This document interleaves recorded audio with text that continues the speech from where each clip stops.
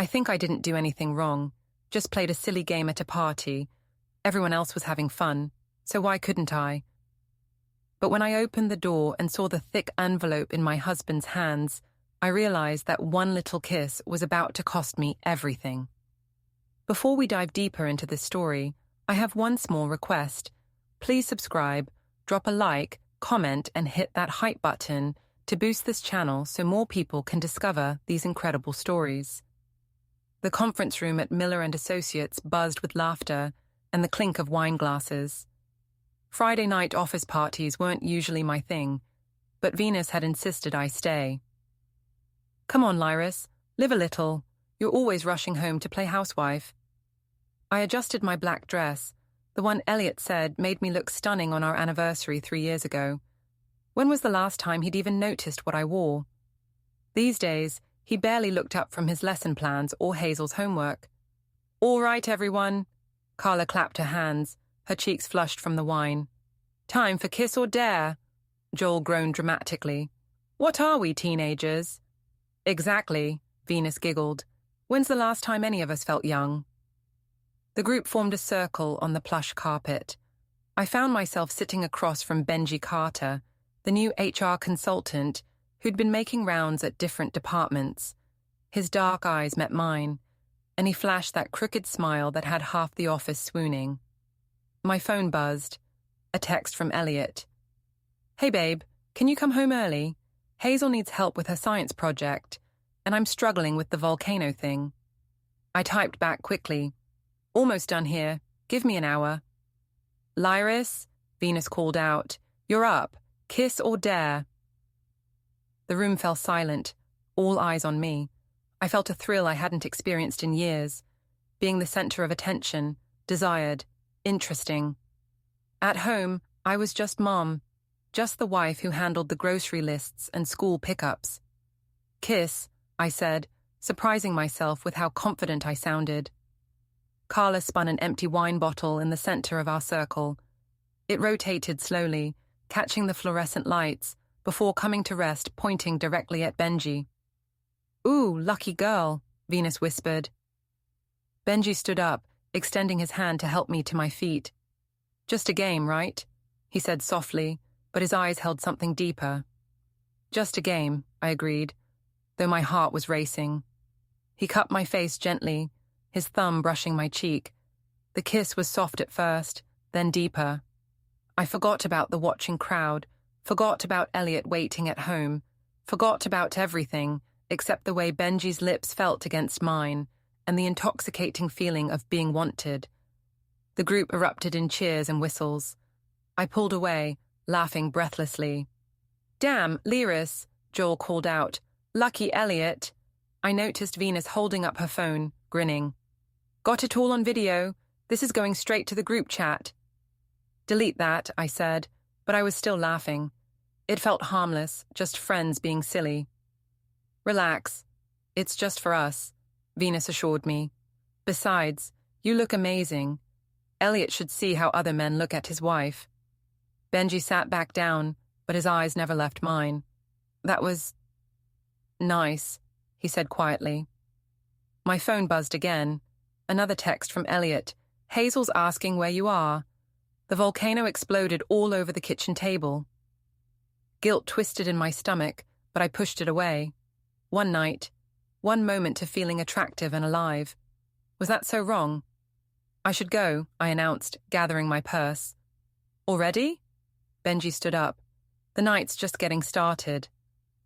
Rain check, I said, and immediately regretted how flirtatious it sounded. As I drove home through the quiet suburban streets, I replayed the kiss in my mind, the way Benji had looked at me, like I was the most beautiful woman in the room. When was the last time Elliot had looked at me that way? I pulled into our driveway, noting that Elliot had left the porch light on for me. Through the living room window, I could see him on the couch, probably grading papers or reading one of his history books. Inside, I found him cleaning up what looked like the aftermath of a volcanic disaster in the kitchen. How was the party? He asked without looking up from the baking soda and vinegar mixture he was wiping off the table. Fine. Just the usual office gossip, The lie came easily. Sorry about the mess. Is Hazel asleep? Yeah, finally got her settled around 9. She was really excited about showing you the volcano, but... He shrugged, and I caught the slight disappointment in his voice. I'm sorry, honey. Work ran late. Another lie. I'll make it up to her tomorrow. Elliot nodded, still not really looking at me. I'm going to finish up these papers and head to bed. Long day tomorrow. Parent-teacher conferences. I watched him walk toward his study, his shoulders slightly slumped. A pang of something, guilt, regret, hit me, but I pushed it down. He barely seemed to notice I was gone anyway. Later, as I lay in bed listening to Elliot's steady breathing, my phone lit up with notifications from the office group chat. Photos from the party, laughing emojis, and that video of me and Benji.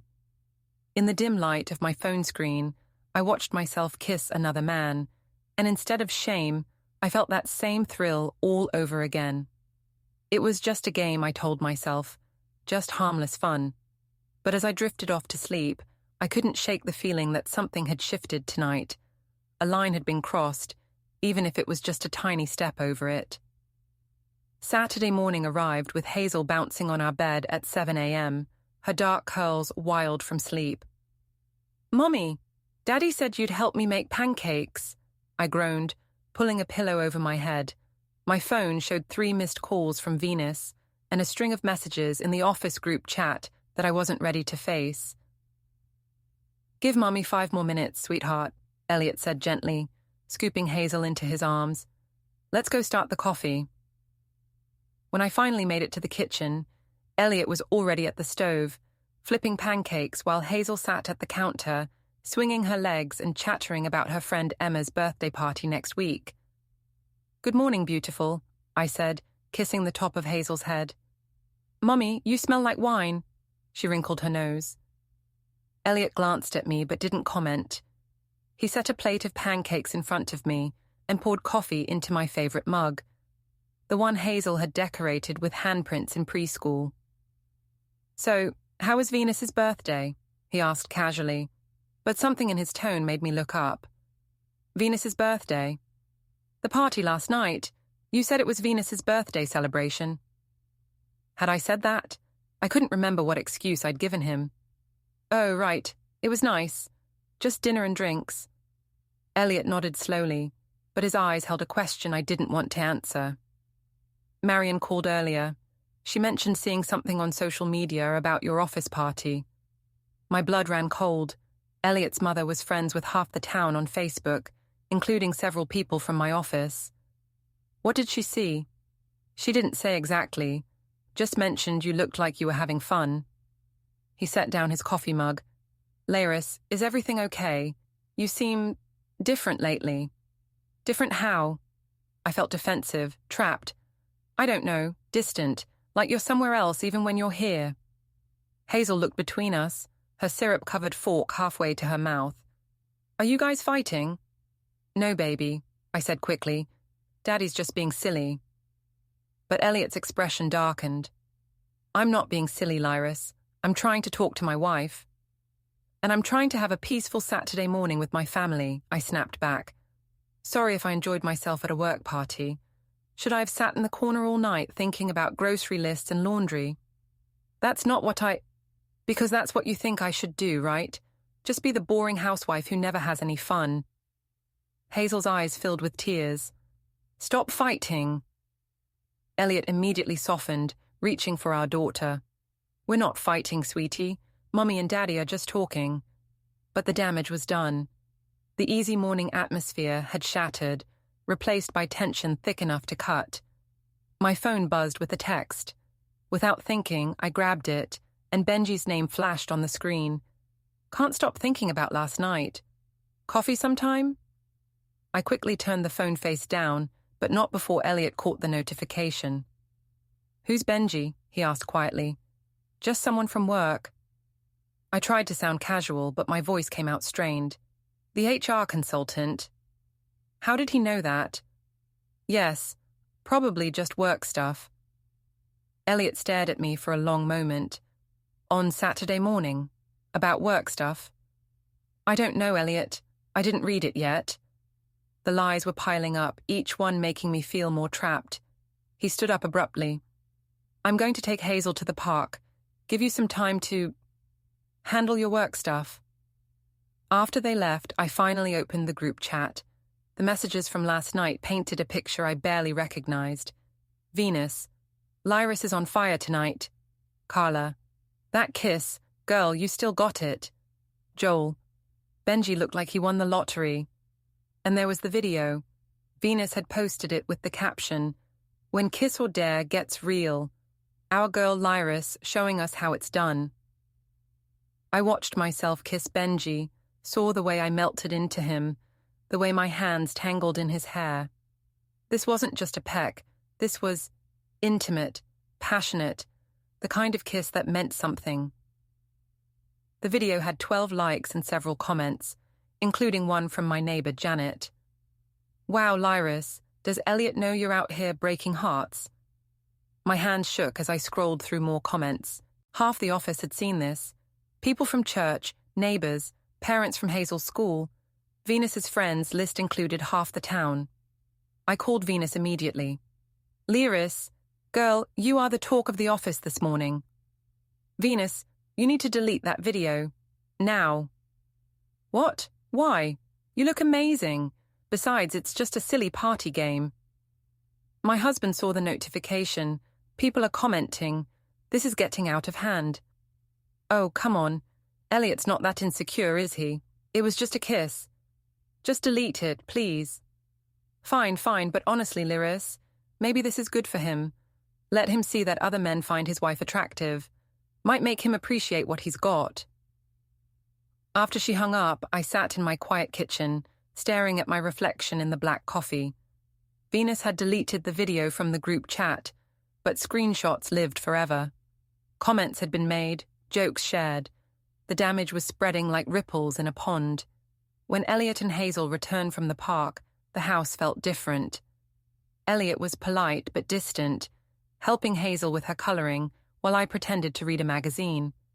That evening, after Hazel was asleep, I found Elliot in his study, laptop open, but he wasn't grading papers.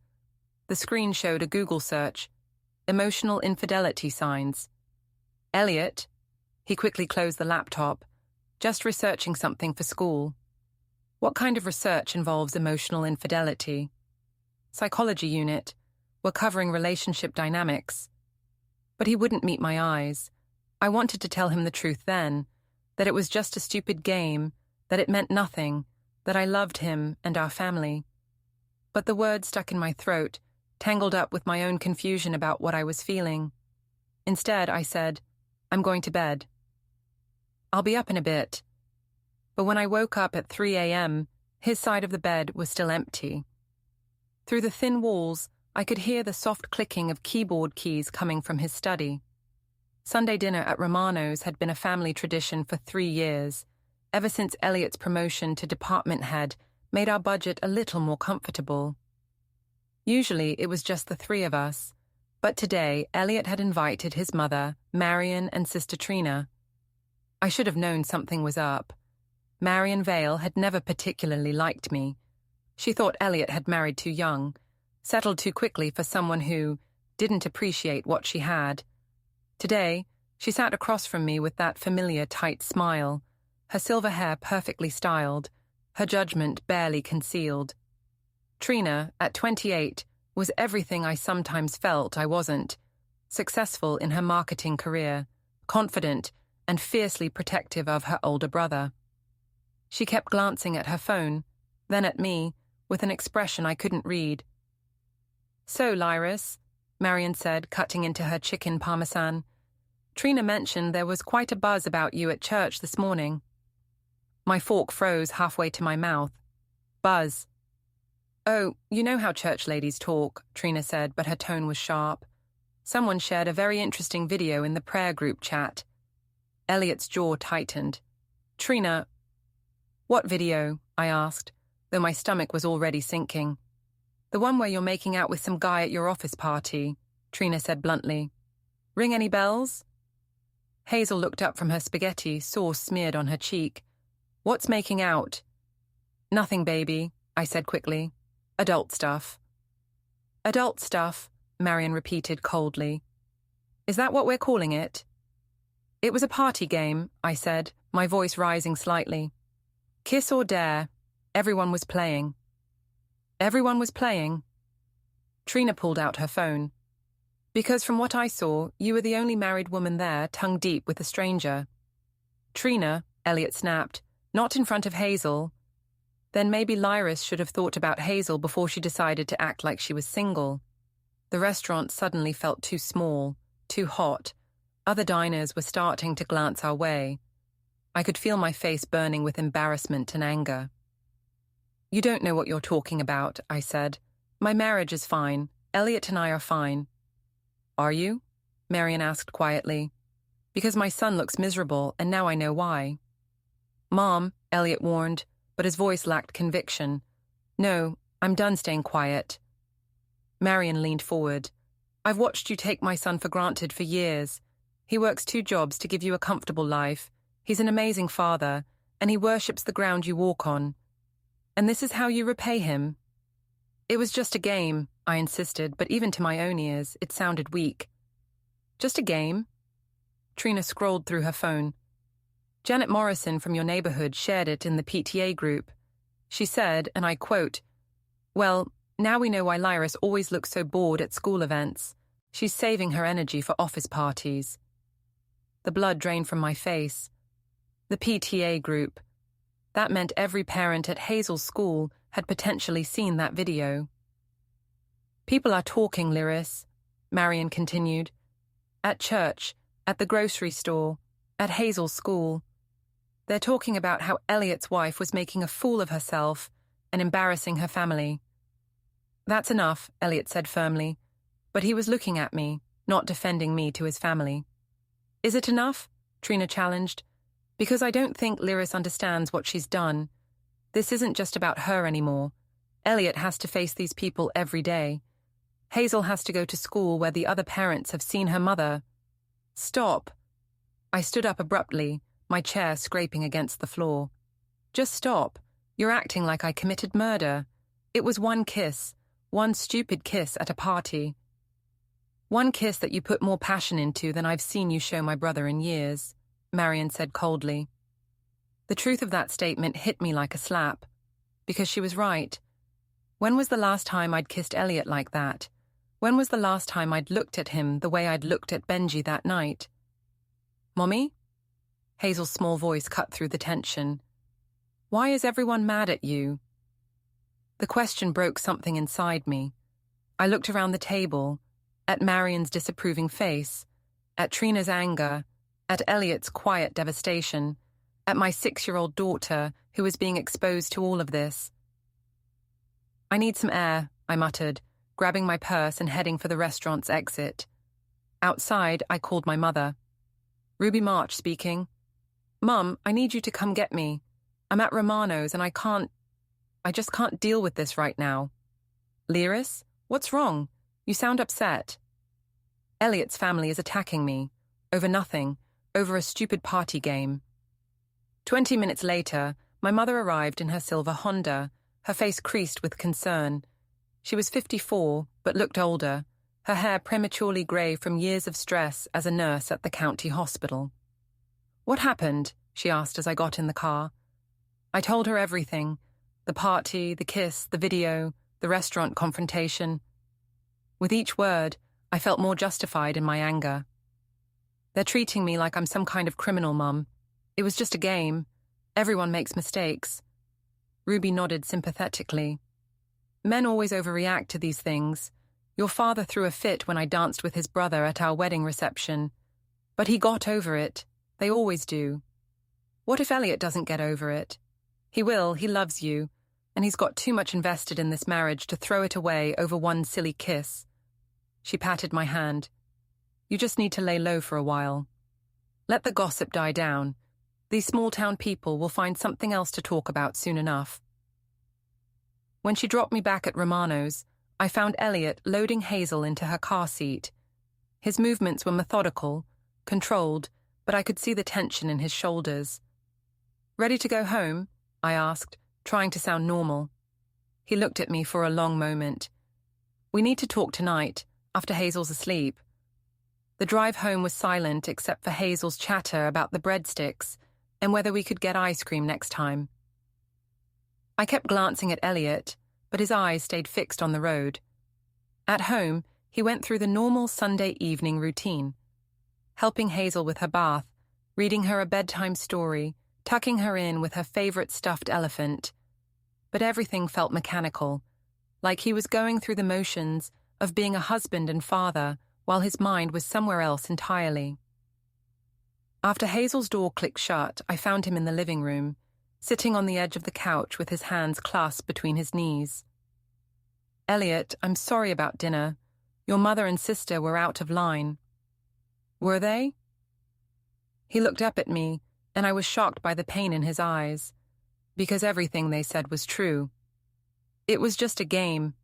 Stop saying that. His voice cracked. Stop minimizing this. I've seen the video, Lyris. That wasn't a game. That was you kissing another man like you haven't kissed me in years. The accusation hung in the air between us. I wanted to deny it, but the words wouldn't come. I don't know what's happening to us, he continued quietly, but I know that I can't compete with whatever excitement you're looking for outside this marriage. You don't have to compete with anyone. I love you. Do you? He stood up, running his hands through his hair. Because I'm not sure anymore. And after tonight, I'm not sure it matters. He walked past me toward the stairs, then paused. I'm sleeping in the guest room tonight. I need some space to think. As I listened to his footsteps on the stairs, I realized that my mother might be wrong. Maybe Elliot wouldn't just get over this. Maybe some mistakes were too big to brush aside. And maybe, for the first time in our marriage, I was about to face real consequences for my choices. The week following the restaurant disaster passed in a haze of uncomfortable silences and forced normalcy. Elliot maintained his routine, making coffee in the morning, helping Hazel with homework, grading papers in his study. But it was like living with a polite stranger. He slept in the guest room every night. At work, I tried to pretend nothing had changed, but the atmosphere was different. Venus and Carla still chatted with me, but there was an undercurrent of awkwardness. Joel avoided eye contact, and Benji kept finding reasons to stop by my desk. Hey, he said Thursday afternoon, perching on the edge of my workspace. You seem stressed lately. Everything okay at home? I glanced around the office. Several people were within earshot. Everything's fine. Look, about the party. He lowered his voice. I hope I didn't cause any problems. That kiss was intense. It was nothing, I said quickly. Just a game. Didn't feel like nothing to me. His hand brushed mine as he reached for a pen on my desk. Maybe we could grab coffee sometime. Talk about it. Before I could answer, my phone rang. Elliot's name flashed on the screen. I should take this.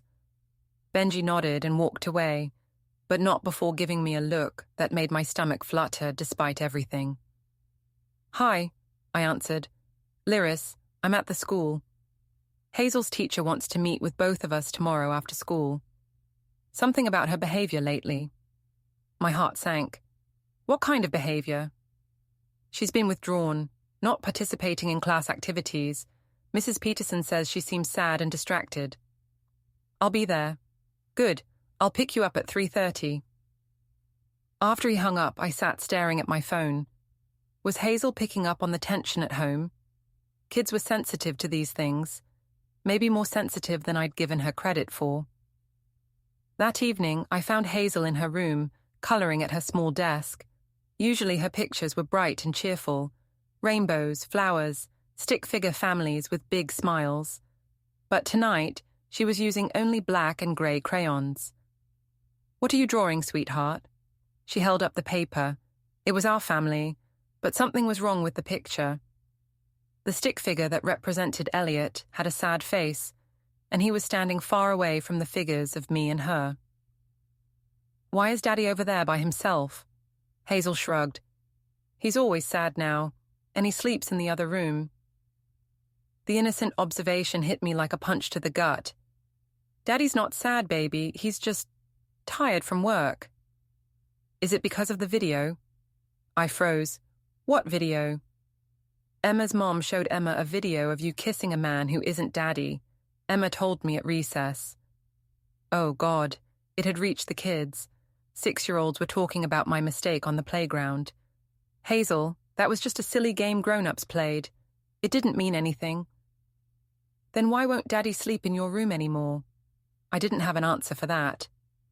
Later that night, after Hazel was asleep, I found Elliot in his study.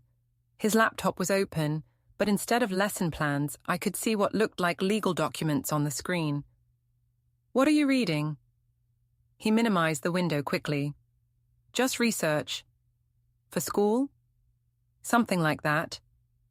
I moved closer, trying to see over his shoulder, but he closed the laptop entirely. Elliot, we need to talk about what's happening to our family. Hazel drew a picture today. I know about the picture. I saw it. His voice was flat. I also know that kids at her school are talking about the video. Do you have any idea what that's like for her?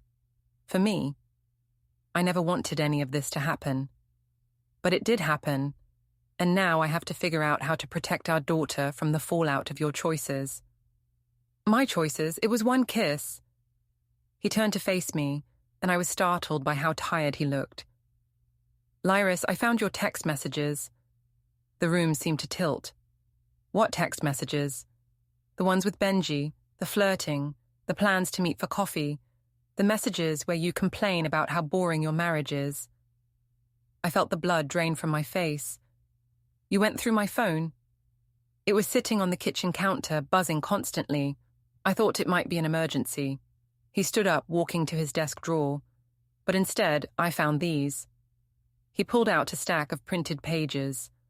My text conversations with Benji, dating back 2 weeks before the party. Messages I'd forgotten about, casual flirtations that looked damning in black and white. My husband barely notices me anymore, he read aloud. I feel invisible in my own house. Sometimes I wonder what it would be like to be with someone who actually sees me. Each quote felt like a slap. Had I really written those things? And my personal favorite, he continued, he's sweet, but there's no passion left. I feel like I'm dying of boredom. Elliot, I was just venting. I didn't mean... You didn't mean what? That you're unhappy? That you find me boring? That you've been emotionally cheating on me for weeks? It wasn't cheating. They were just messages. Were they? He pulled out more papers. Because here's where you sent him a photo of yourself in that black dress, the one you wore to the party. And here's where you told him you wished you'd met him before you got married. I stared at the evidence of my betrayal laid out in stark black and white.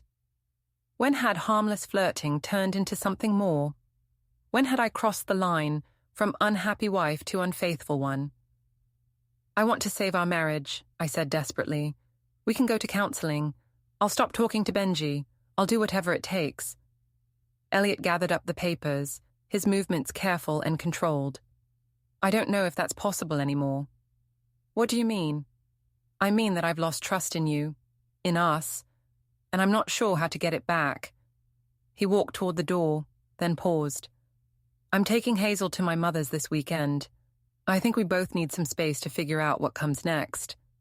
You can't take her away from me. I'm not taking her away. I'm protecting her from a situation that's becoming toxic for everyone involved. After he left the room, I sat alone in his study, surrounded by the evidence of my mistakes. The printed text messages seemed to mock me from the desk. Had I really been so careless, so thoughtless about what I was risking? My phone buzzed with a new message from Benji.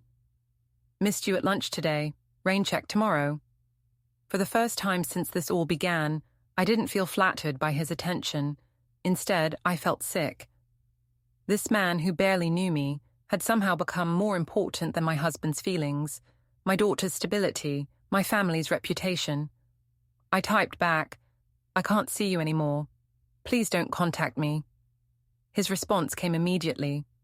What happened? Did your husband find out? I turned off my phone without answering. Some questions didn't deserve responses. But as I sat in the quiet house, listening to the sounds of Elliot moving around upstairs, I realized that ending things with Benji might be too little, too late. The damage was done, the trust was broken, and I was beginning to understand that some mistakes couldn't be undone with apologies and promises. Some mistakes changed everything forever. Friday afternoon's parent-teacher conference was a special kind of torture. Mrs. Peterson, Hazel's normally cheerful first-grade teacher, looked uncomfortable as she spread out examples of our daughter's recent work. As you can see, she said gently, Hazel's artwork has become quite dark lately, and she's been asking some concerning questions. The drawings were heartbreaking. Where Hazel used to draw our family holding hands under sunny skies, now she drew separate figures, often with storm clouds overhead. In one picture, a small figure labeled me stood between two larger figures who were turned away from each other. What kind of questions? Elliot asked, his voice carefully controlled. She asked if grown-ups can get in trouble for kissing people they're not married to. She wanted to know if that's why some kids only have one parent. Mrs. Peterson glanced between us. I assured her that families come in all shapes and sizes, but I'm concerned about what she might be processing at home. I felt Elliot's eyes on me, but I couldn't meet his gaze. We're going through a difficult time, I admitted, but we're working on it. I hope so, Mrs. Peterson said. Hazel is a bright, sensitive child. She picks up on more than you might realize. The drive home was silent until Elliot pulled into our driveway and turned off the engine. I've made a decision, he said quietly. What kind of decision? I'm filing for divorce. The words hit me like a physical blow. Elliot, no. We can work this out. We can go to counseling. I've been to see a lawyer, Lyris. Yesterday, during my lunch break. You what? He pulled an envelope from his jacket pocket. These are for you. Divorce papers and a custody agreement. My hands shook as I took the envelope. You can't be serious. I've never been more serious about anything in my life. But what about Hazel? What about our family? What about them? His voice was steady, but I could hear the pain underneath. You threw our family away the night you decided that kissing another man was more important than your marriage vows. It was just a kiss. Stop. He held up his hand. Just stop. It wasn't just a kiss, and we both know it. It was the culmination of weeks of emotional cheating. It was you telling another man that you wished you'd never married me. It was you prioritizing your need for excitement over your daughter's need for stability. Tears started streaming down my face. I made a mistake. People make mistakes. Yes, they do. And sometimes mistakes have consequences. He got out of the car, then leaned down to look at me through the open door. I'll be staying at my mother's until you've had a chance to review the papers. My lawyer will contact you next week. Elliot, please. But he was already walking toward the house, probably to pack a bag and collect Hazel for their weekend at Marion's. I sat in the car for a long time, staring at the envelope in my hands.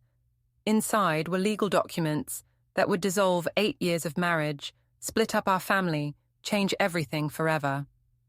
When I finally went inside, I found Elliot in Hazel's room, helping her pack her overnight bag. Are we going to Grandma Marion's? She asked excitedly. That's right, sweetheart. Just for the weekend. Is Mommy coming too? Elliot glanced at me standing in the doorway. Not this time. Mommy has some things to take care of here. After they left, the house felt impossibly empty. I called my mother. Ruby March speaking. Mom, Elliot's leaving me. He filed for divorce. There was a long pause. What do you mean, he filed for divorce? I mean, he went to a lawyer. He gave me papers. He's taking Hazel to his mother's. Over that silly kiss? Honey, he's just trying to scare you. Men do this sometimes when their pride is hurt. He'll calm down. I don't think so, Mom. He found text messages between me and the guy from the party. He says he can't trust me anymore. Another pause. What kind of text messages? I told her everything.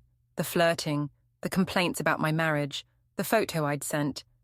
With each detail, my mother's silence grew heavier. "Lyris," she said finally, "you need to get yourself a lawyer. I thought you said he'd get over it." That was before I knew about the messages. If he's got evidence of whatever this was, you need to protect yourself. And you need to protect your rights as Hazel's mother. The next morning, I sat in the office of Patricia Hendricks, a divorce attorney my mother had found through a friend at the hospital. Patricia was a no-nonsense woman in her 50s who listened to my story without judgment. "Your husband's attorney is James Morrison," she said, reviewing the papers. "He's good, very thorough. What does that mean for me?" "It means your husband is taking this seriously. The custody arrangement he's proposing is actually quite fair. Joint custody with alternating weeks. But given the evidence he has..." "What evidence?" Patricia spread out copies of the documents Elliot had provided to his lawyer. The text messages, screenshots of the video, witness statements from people who'd seen my behavior at the party. "Mrs. Vale, I need to ask you directly. Did you have a physical affair with this Benji Carter?" "No, it was just flirting, and one kiss at a party." "But the emotional affair, the messages, the complaints about your marriage, the photo, that all happened?" I nodded miserably. "Then we need to focus on damage control.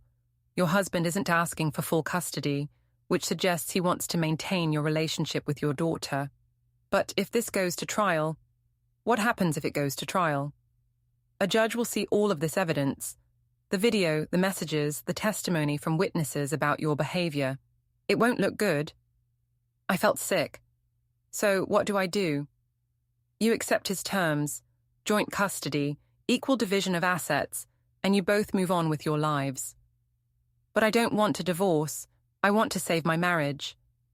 Patricia looked at me with something that might have been pity. "Mrs. Vale, your marriage is over. Your husband has made that very clear.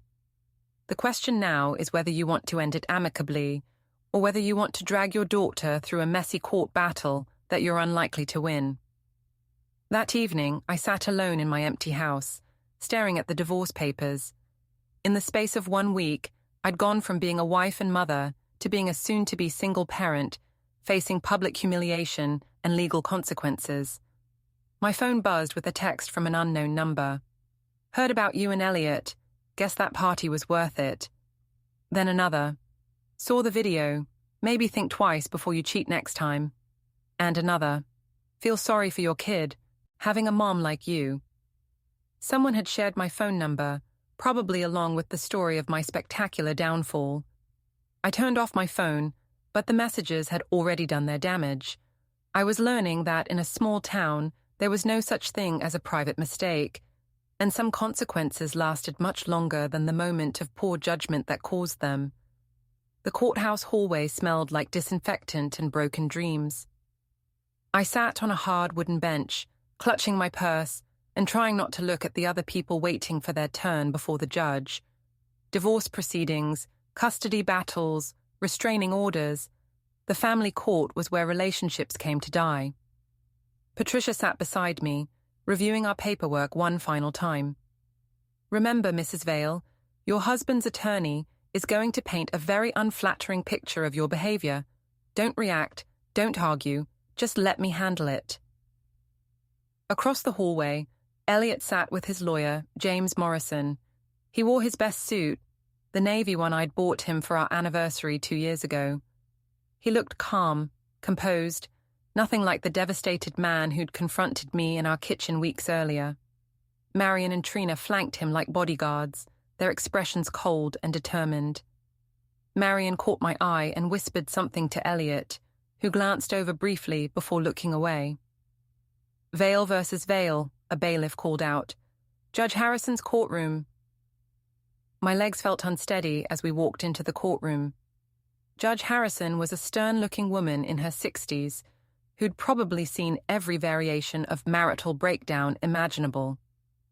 "This is a hearing for dissolution of marriage between Elliot James Vale and Lyris Ann Vale," she began, reviewing the file. "Mr. Morrison, you're representing the petitioner. Yes, Your Honor. My client is seeking dissolution of marriage on grounds of irreconcilable differences, with joint custody of the minor child, Hazel Vale, age 6. Ms. Hendricks, your client is the respondent. Yes, Your Honor. Mrs. Vale contests the dissolution and requests marriage counseling as an alternative. Judge Harrison looked up from her papers. Mrs. Vale, do you contest the allegations made in your husband's petition? I stood up shakily. Your Honor, I made a mistake, but I love my husband and want to save our marriage. The question is whether you contest the specific allegations. Have you reviewed the evidence submitted by your husband's attorney? Patricia nudged me. We'd gone over this. Fighting the evidence would only make things worse. No, Your Honor, I don't contest the allegations. Mr. Morrison, please present your case.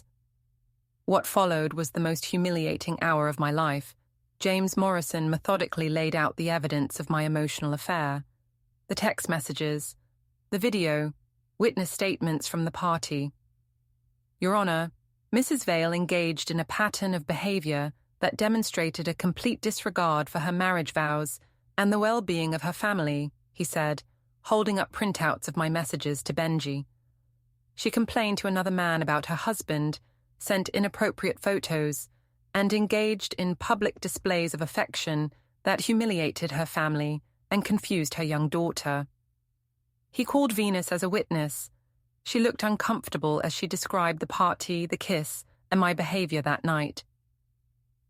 Did Mrs. Vale seem concerned about her husband's feelings? Morrison asked. Not really, Venus admitted. She said he barely noticed her anyway, so what was the harm?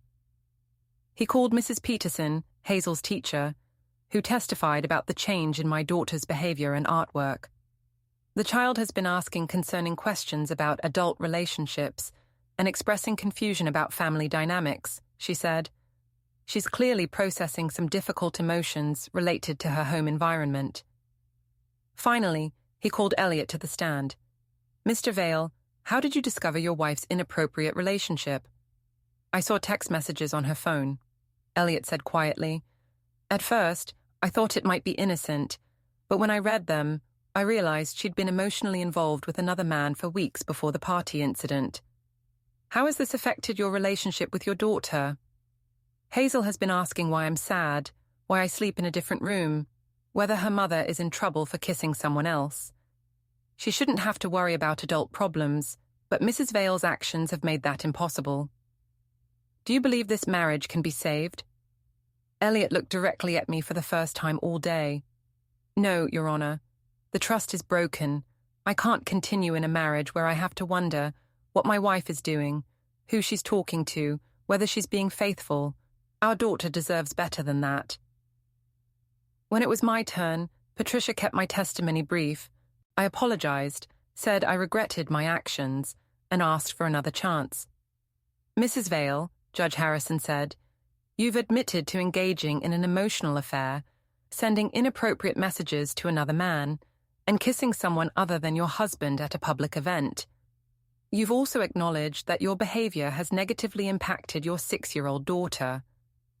Why should this court order marriage counseling instead of granting the dissolution your husband is seeking? Because I love my family, Your Honor. I made a terrible mistake, but I want to fix it. Love isn't always enough to repair the damage caused by betrayal, the judge said, and your husband has made it clear that he no longer trusts you or wishes to continue the marriage. She reviewed the custody agreement. Joint custody with alternating weeks, all major decisions to be made jointly, child support calculated according to state guidelines. This seems fair and in the best interest of the child. Your Honor, I said desperately, please don't break up our family. Mrs. Vale, you broke up your family when you chose to pursue another man instead of working on your marriage. This court is simply formalizing the consequences of those choices. She signed the papers with decisive strokes of her pen. Dissolution granted, custody agreement approved. This hearing is concluded. As people filed out of the courtroom, I sat frozen in my chair. It was over. 8 years of marriage, dissolved in an hour. My family, split apart by my own selfish choices. Elliot stopped at my table on his way out. Lyris, I want you to know that I'll never try to turn Hazel against you. She needs her mother, even if I can't be your husband anymore. Elliot, please. But I also need you to understand that actions have consequences. What you did didn't just hurt me. It hurt our daughter, our families, and our community. I hope you'll think about that before you make similar choices in the future. He walked away with his mother and sister, leaving me alone with Patricia and a stack of legal documents that had just changed my life forever. Outside the courthouse, I found my parents waiting by their car. My father, Jake, looked older than his 56 years, his disappointment evident in every line of his face. "Well," my mother asked, "it's over. He got the divorce." Ruby put her arm around me. "I'm sorry, honey. I really thought he'd come around." "I tried to warn you," my father said quietly. "When you called that night after the party, I told your mother this wouldn't end well, but nobody wanted to listen to the old man." "Jake," my mother warned. "No, Ruby, she needs to hear this." He looked at me with sad eyes. "Lyris, you had a good man who loved you, a beautiful daughter, a nice home. And you threw it all away for what? A few minutes of excitement with some stranger? Dad, please. I'm not saying this to hurt you. I'm saying it because I love you, and I don't want you to make the same mistakes again." He sighed heavily. "Your mother and I will help you however we can. But you need to understand that you did this to yourself. And more importantly, you did it to Hazel." As we drove away from the courthouse, I caught a glimpse of Elliot loading Hazel into his car. She was chattering excitedly about something, probably unaware that her parents had just officially ended their marriage. My phone buzzed with a text from an unknown number. "Saw you at the courthouse. Calm as a bitch, isn't it?" I turned off the phone and closed my eyes. In the space of 6 weeks, I'd gone from being a bored housewife, looking for excitement, to a divorced single mother, facing public humiliation and an uncertain future. The worst part wasn't the divorce, or the custody arrangement, or even the gossip. The worst part was knowing that I'd destroyed the best thing in my life for something that had never been real to begin with. Benji had stopped texting after I'd told him to leave me alone. He'd moved on to his next assignment, probably forgotten all about the married woman who'd kissed him at an office party. But I would live with the consequences of that kiss for the rest of my life. As my father had said, I'd done this to myself, and now I had to figure out how to build a new life from the wreckage of my old one. 6 months later, I was living in a small apartment across town, working at a different company, and sharing custody of Hazel with the man I'd once been married to. Elliot had started dating someone new, a teacher from his school who treated Hazel with kindness and respect. The gossip had eventually died down, replaced by fresher scandals and newer drama. But the consequences of that one night remained. Every time I dropped Hazel off at Elliot's house, every time I signed papers as Lyris Vale divorced, every time I attended a school event alone, I was reminded of the choice I'd made. I never did get that coffee with Benji. By the time the divorce was final, he'd transferred to another city, another job, another life. The man who'd seemed so charming and exciting had turned out to be nothing more than a catalyst for my own self-destruction. Sometimes I wondered what would have happened if I'd just gone home that night instead of staying for the party.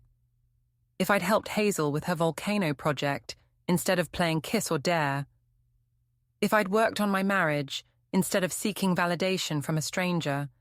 But those were questions without answers, regrets that couldn't change the past. The only thing I could do now was try to be the best mother possible to Hazel and hope that someday she would understand that people make mistakes, sometimes terrible, life-changing mistakes, but that love endures even when marriages don't. As I tucked her into bed in our small apartment, she looked up at me with those serious 6-year-old eyes. "Mummy, do you miss Daddy?" "Every day, sweetheart." "Do you think he misses you?" I smoothed her hair back from her forehead. "I think Daddy will always love us, even though we don't live together anymore. Because of the kiss?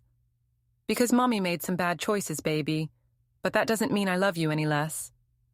She nodded solemnly, then closed her eyes.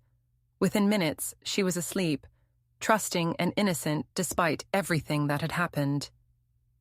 I sat in my quiet living room, looking at the framed photo of our family from last Christmas. Back when we were still whole, still together, still happy.